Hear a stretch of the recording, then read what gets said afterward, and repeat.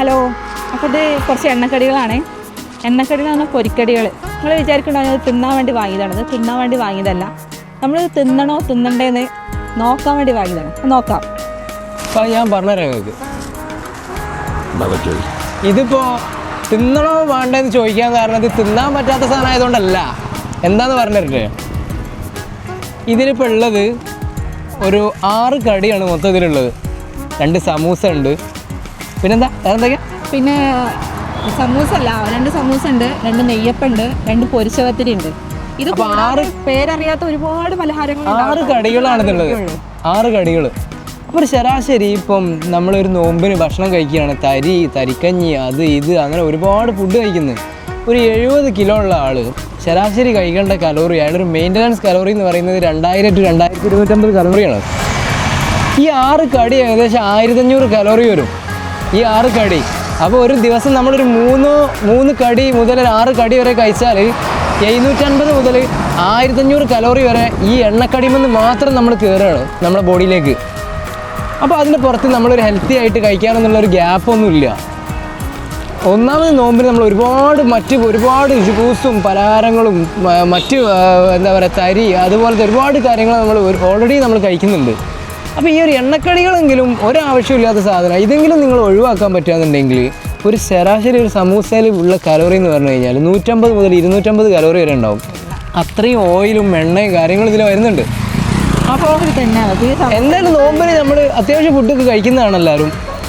At least നിങ്ങൾ എണ്ണക്കടികളെങ്കിലും ഒഴിവാക്കുകയാണെന്നുണ്ടെങ്കിൽ ഇപ്പം ഞാൻ പറഞ്ഞല്ലോ, നിങ്ങളൊന്ന് കൂട്ടി നോക്കുക. നിങ്ങൾ കഴിക്കുന്ന ഓരോ സാധനങ്ങളും അതിൻ്റെ തൂക്കം അല്ലെങ്കിൽ അളവൊക്കെ നോക്കിയിട്ട് എത്ര കലോറിയാണ് നിങ്ങൾ കഴിക്കുന്നതെന്നുള്ളത് പഠിക്കാൻ നോക്കുക. അല്ലാതെ ഒരിക്കലും നിങ്ങളെ കൊണ്ട് വണ്ണം കുറക്കാൻ പറ്റില്ല. നമ്മൾ ഇതിൽ മേടിച്ച പലഹാരത്തിൽ എണ്ണക്കടികളിലെ ഒരു പലഹാരമാണ് ഈ സമൂസ കേട്ടോ. ഈ സമൂസയിലെ എണ്ണയാണ്, ഒന്ന് കാണിച്ചു കൊടുക്കുക. സമൂസയിലെ എണ്ണയാണ് ഈ പേപ്പറിൽ ഇങ്ങനെ പിഴിഞ്ഞ് ഞാൻ എടുത്തത്. ഇപ്പം ഇത് ഫസ്റ്റത്തെ ഒരു ടിഷ്യൂ ആണ്. ഇനിയിപ്പോൾ ഇതുപോലെ ഒരു 10 ടിഷ്യൂ ഉണ്ട് ഇവിടെ കിടക്കുന്നത്. ഇതിൽ ഈ 10 ഞാനിത് പിഴിഞ്ഞാൽ പോലും ഈ എണ്ണ തീരൂല. അപ്പം ഇതൊന്ന് മനസ്സിലാക്കേണ്ട കാര്യം എന്താണെന്ന് വെച്ചാൽ നമ്മൾ ഓൾറെഡി പിന്നെ ഡീഹൈഡ്രേറ്റ് ആയിട്ട് ഇരിക്കുന്ന സമയമാണ് ഈ നോമ്പ് എന്ന് പറയുന്ന സമയം. അപ്പോൾ ആ സമയത്ത് നിങ്ങൾ ഇങ്ങനത്തെ എണ്ണ പലഹാരങ്ങൾ കഴിക്കാതെ നിങ്ങൾക്ക് ഹൈഡ്രേറ്റഡ് ആയിട്ട് ഇരിക്കാൻ പറ്റുന്ന ഫ്രൂട്ട്സ് പോലത്തെ വെള്ളത്തിൻ്റെ അംശമുള്ള സാധനങ്ങൾ, വെള്ളങ്ങൾ, ജ്യൂസുകൾ, അതും പിന്നെ ജ്യൂസ് ഞാൻ പറയുന്നില്ല കാരണം ജ്യൂസ് കഴിക്കുന്നതിലേറെ ഫ്രൂട്ടായിട്ട് തന്നെ കഴിച്ചിട്ട് തന്നെ ഹൈഡ്രേറ്റഡ് ആയിട്ട് ഇരിക്കാൻ വേണ്ടി നോക്കുക. അപ്പോൾ നിങ്ങൾ വിചാരിക്കണ്ടാവും പലഹാരം തീരെ തൊടാൻ പറ്റില്ല. പലഹാരം കഴിക്കണമെന്നോ പലഹാരം ഉണ്ടാക്കണമെന്നോ ഞാൻ പറയുന്നില്ല.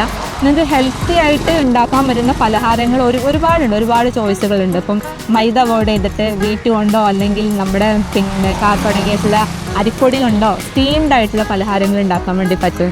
ഗ്രിൽഡ് ആയിട്ടുള്ള പലഹാരങ്ങൾ ഉണ്ടാക്കാൻ പറ്റും. ഇങ്ങനെ ഒരുപാട് ഓപ്ഷൻസ് ഉണ്ട്. നിങ്ങൾ ഇങ്ങനെയുള്ള ഡീപ്പ് ഫ്രൈ ചെയ്തിട്ടുള്ള സാധനങ്ങൾക്ക് പോകും അത്രയും എന്താ പറയുക അത്രയും ക്വാണ്ടിറ്റിയിലുള്ള ഓയിൽ കണ്ടൻ്റാണ് നിങ്ങളുടെ ബോഡിക്ക് ചേർന്നത്. അത് നിങ്ങൾക്ക് എന്താ പറയുക ഒരിക്കലും ഹെൽത്തി അല്ല. അപ്പോൾ അത് ഈ ഒരു നോമ്പ് കഴിയുമ്പോഴത്തേന് നിങ്ങൾക്ക് പിന്നെ വിചാരിക്കാൻ പോലും പറ്റാത്തത്ര പിന്നെ ഓയിൽ കണ്ടന്റ് നിങ്ങളുടെ ബോഡിയിൽ കയറിയിട്ടുണ്ടാവും. ഓയിൽ മാത്രമല്ല വേറെ ഒരുപാട് കാര്യങ്ങൾ കയറിയിട്ടുണ്ട്. അപ്പോൾ അതിനെ ശ്രദ്ധിച്ചിട്ട് മെയിൻറ്റെയിൻ ചെയ്ത് അൺഹെൽത്തി അല്ലാതെ ഹെൽത്തി ആയിട്ടുള്ള പലഹാരങ്ങളൊക്കെ ഉണ്ടാക്കി പിന്നെ ഫ്രൂട്ട്സുകളൊക്കെ കഴിച്ച് ഈ നോമ്പിനെ ഉഷാറാക്കുക. നോമ്പിന് മിക്കവാറും ഫിറ്റ്നസ് ബന്ധപ്പെട്ടിട്ട് എല്ലാവരും ചോദിക്കുന്നൊരു ചോദ്യം, എപ്പോഴാണ് വർക്കൗട്ട് ചെയ്യുക, എത്ര സമയമാണ് ചെയ്യുക, ഏത് സമയമാണ് നല്ലത്? അതിനൊക്കെ അപ്പുറം നമ്മൾ ശ്രദ്ധിക്കേണ്ട ഒരു കാര്യം, നിങ്ങൾ കഴിക്കുന്നത് ഹെൽത്തി ആണോ, നിങ്ങൾ എന്തോരം കഴിക്കുന്നുണ്ട്, നിങ്ങളെ മെയിൻ്റനൻസ് കലോറിയിലാണുള്ളത്, അതൊക്കെ നോക്കുക. കാരണം ബോഡി ഡീഹൈഡ്രേറ്റ് ആയിട്ട് നിങ്ങൾക്ക് കുറഞ്ഞു പോകുന്ന ആ ഒരു വെയിറ്റ്, അല്ലെങ്കിൽ നിങ്ങൾ കരുതും ഞാൻ വെയിറ്റ് കൂടുന്നില്ല എന്നുള്ളത്, നോമ്പ് കഴിഞ്ഞ് കഴിഞ്ഞാൽ ഒരുപാട് വെയിറ്റ് തിരിച്ച് കയറും. കാരണം വാട്ടർ കണ്ടൻ്റാണ് കുറഞ്ഞു പോകുന്നത് നോമ്പിന് നമ്മൾ വെള്ളം കുടിക്കാതെ. അപ്പോൾ ഇതുപോലത്തെ എണ്ണ പലഹാരങ്ങളും ഹൈ കലോറി വരുന്ന മറ്റ് ഓയിൽ കൊണ്ടുണ്ടാക്കുന്ന പലഹാരങ്ങൾ ഒഴിവാക്കുക. നിങ്ങൾ കഴിക്കുന്നത് ഹെൽത്തി ആണെന്ന് ഉറപ്പ് വരുത്തുക. ഈ നോമ്പിന് നിങ്ങളൊരു ഹെൽത്തി ആയിട്ടുള്ള ഭക്ഷണം എന്തൊക്കെയാണെന്നും നിങ്ങൾ കഴിക്കാൻ എത്രത്തോളം നല്ല രീതിയിൽ നമുക്ക് ഇരിക്കാൻ വേണ്ടിയിട്ട് എന്തൊക്കെ കഴിക്കണം എന്നുള്ളത് നോക്കുക. എന്തായാലും ഈ നോമ്പ് ഒരു ഹെൽത്തി ലൈഫ് സ്റ്റൈൽ പഠിക്കാനുള്ളതാവട്ടെ.